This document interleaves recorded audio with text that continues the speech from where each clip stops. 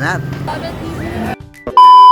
Ay, isang suwabing hapon at maggagabi na. So syempre pagdating sa kainan, hindi magpapatalo ang Barangay Calzada dyan. So meron tayong pupuntahan. So ito, first time ko ito matitikman ang Sisig in the Van o Sisig Burger.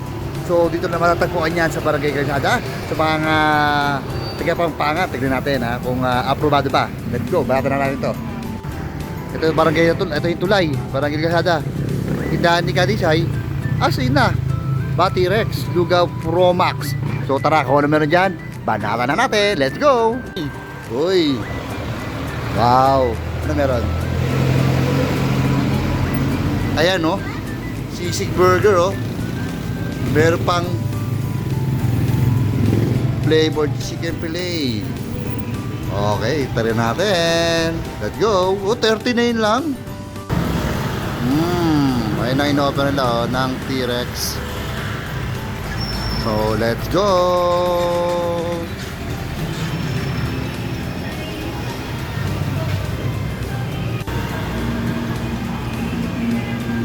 Opo, ayan no, labas badyo yo. Meron din silang mga lugaw-lugaw dito. So, ito yung mga ads on. At sa kabila, may sinigwil din. Pero ito, babanatan natin to. Tikman natin to. Let's go! Meron din silang flavored chicken fillet. May ibang may honey butter, primo buffalo. Ayan. Ito pa. At ito pa. Boncho talaga ba? Oh. So, mga tanggal, no? So kung tagang pinunta ko rito sa amin, pag nag-crave ako sa La Paz Batchoy, tuloy na tikman ko doon sa may sa Pogs na Pitogo. Ito naman. So, sa T-Rex ako bumibili ng La Paz Batchoy. Siyempre, ibang version to. Pero ngayon ko lang nalaman na meron sila dito ganito. Ayan, Sisig Burger. So, titikman natin, babanatan natin. Let's go! Mga tanggol, so siyempre, tikman muna natin yung kailang La Paz Batchoy. Actually, natikman pa na to.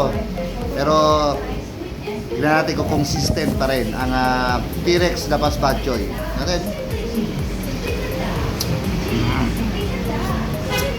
Suwabe pa rin. So tara, banat na. Let's go! At ito na nga ang Sisig Burger. Ayan, tingnan natin na ito walang gulay ito asin na purong sisig to na may mayo. So tara, banatan natin. So yung Sisig Burger nila ay bago sa kanilang menu. May ngayon nun Ayan, so maya ay tikman natin kung aprobado yung kailang Sisig Burger. Pero siyempre, yung La Paz Batchoy sa akin, smooth, suwabe-suwabe na yun. Tara, banatan na natin to. So, babanatan natin yung kailang Sisig Burger. At take note for only 39, no? 39, no? 39 pesos. Meron ka ng Sisig Burger. Dalawa yan, buy one, take one yan. Okay, isipin mo, 39 pesos lang. Tapos buy one, take one pa. Ayan, no? Ito yan, no? Dalawa to. So, tignan rin. Banatan natin, tikman na natin kung talaga bang panalo.